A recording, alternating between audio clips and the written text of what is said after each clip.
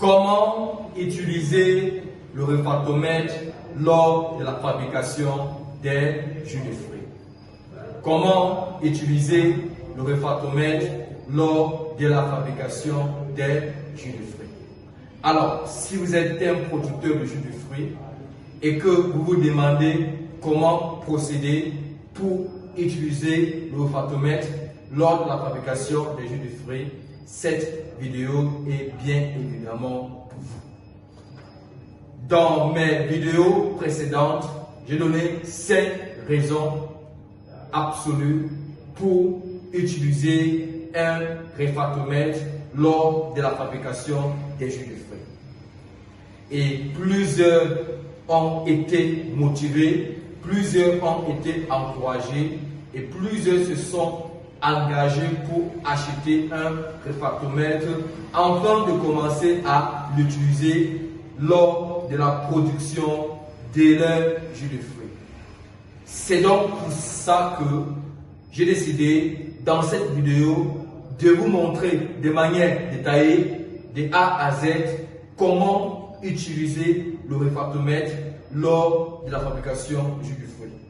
Nous parlerons principalement comment mesurer le taux de sucre des fruits, des jus des fruits lors de la fabrication des jus au travers du réfractomètre.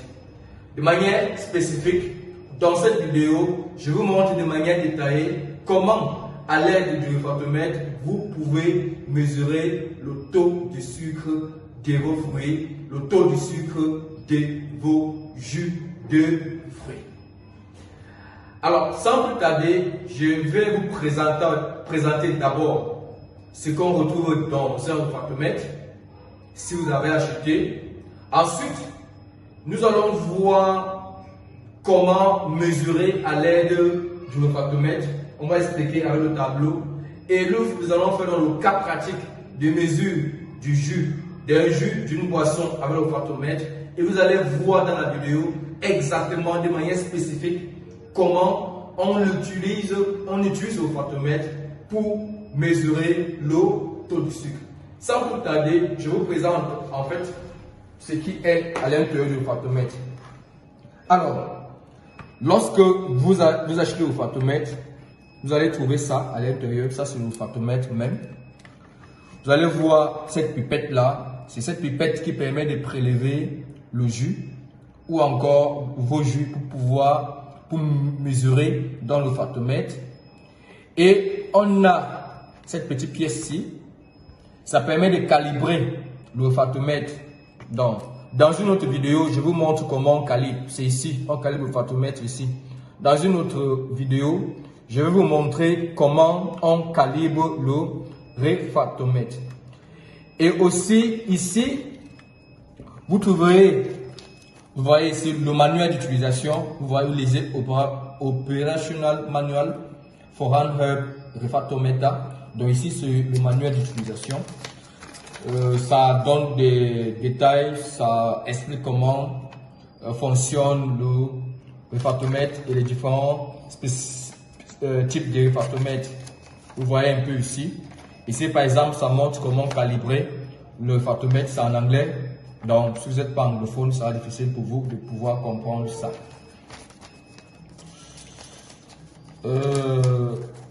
Ok. Donc, hormis ça, nous avons ce petit tissu. Le tissu, c'est qui permet de nettoyer votre réfractomètre après utilisation.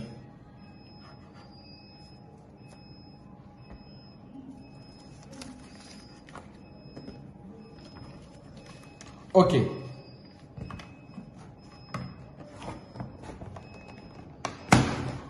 Ok. Alors, dans la suite de cette vidéo, dans la suite de cette formation, je vous montre donc comment on utilise le réfractomètre. Donc ça, c'est le réfractomètre. Alors, généralement, lorsque vous voulez mesurer le taux de sucre d'une solution ou d'un jus, par exemple cette boisson-ci,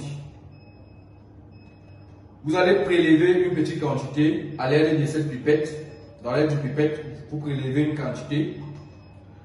Lorsque vous prélevez dans la quantité, ici, vous ouvrez le factomètre comme ceci. Là.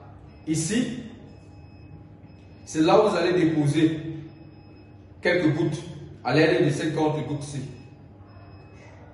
Donc, nous déposons quelques gouttes ici, 2 à 3 gouttes. Et là, on ferme. Comme on a fermé, on ramène ça au niveau de l'œil. Alors, pour pouvoir donc lire ce que l'œil voit, il est important donc de vous expliquer ce que vous allez voir. Déjà, lorsque il n'y a pas de solution sur le factomètre, vous allez voir un tableau de graduation complètement bleu. Donc vous aurez un tableau de graduation complètement bleu. Ok. Donc, à votre gauche, vous allez voir brise poussant. Donc le degré brise en fait 1 degré égale à 1%. Et toujours au niveau de votre gauche, vous allez lire les différentes gradations. Il y a par exemple 0, 1, 2, 3, 4, 5, 6, 7, 8, 9, 10, 11, 12, 13, 14, 15 jusqu'à 40. Mais le tableau sera complètement bleu lorsqu'il n'y a rien sur ça. Maintenant, lorsque vous prenez donc le factomètre, après avoir introduit un liquide sur ça, comme je viens de montrer, à votre œil, donc, vous ramenez ça au niveau de l'œil pour voir le tableau, pour voir les gradations. Qu'est-ce qui se passe? Si le taux de sucre dans la solution, c'est par exemple 11, la ligne ici, qui est bleue, va monter et va s'arrêter au niveau de 11. Voilà 10, premier chiffre, le premier chiffre après 10 c'est 11. Et ça va venir comme ça, s'arrêter là. Là, tout le haut sera bleu et le bas sera blanc. Donc, pour pouvoir donc lire la valeur du taux de sucre dans votre jus, vous allez voir l'intersection entre la partie bleue et l'intersection avec la partie blanche. Et la ligne de l'intersection ou encore la ligne qui sépare la coloration bleue et la coloration blanche, vous allez lire en fait à votre gauche les graduations correspondantes. Ne vous inquiétez pas, je vais vous faire une cas pratique pour voir exactement, pour vous voyez exactement ce que l'œil voit lorsque on a mis un jus sur le factomètre. Et je vous explique aussi dans le cas pratique comment lire exactement le taux du sucre de vos jus. Donc, j'expliquais tantôt donc lorsque vous mettez donc au niveau de votre yeux le factomètre pour la lecture, après avoir mis le jus sur ça, l'intersection qui sépare la partie bleue et la partie blanche, c'est le chiffre qui est à ce niveau qu'on lit en réalité.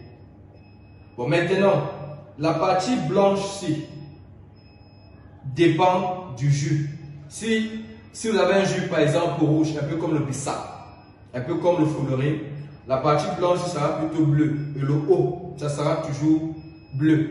Dans la partie blanc, quand c'est un jus rouge, ça sera plutôt rouge, autant pour moi. Donc, quand c'est un jus rouge, un peu comme le bissap, la partie blanc, ça sera plutôt rouge. Mais quand c'est les autres jus, comme le jus coloré, hormis la couleur rouge, ça sera plutôt blanc. Et maintenant, l'intersection entre la partie bleue et la partie blanche ou rouge, vous lisez pour avoir les résultats. Et c'est ça le taux du sucre de votre produit. Ici, c'est un réfractomètre dont la graduation varie entre 0 à 40%. c'est plus utilisé pour le cas des jus et pour le cas des vins. Si vous êtes un producteur qui fabriquait par exemple du sirop, la confiture, les pâtes à fruits, ou même encore vous manipulez le miel, il sera important pour vous plutôt d'utiliser l'olfactomètre dont la graduation s'arrête à 80% ou encore à 80 degrés. Mais ce type de olfactomètre que nous avons, c'est plus approprié pour le jus de fruits et pour le vin de fruits en Afrique.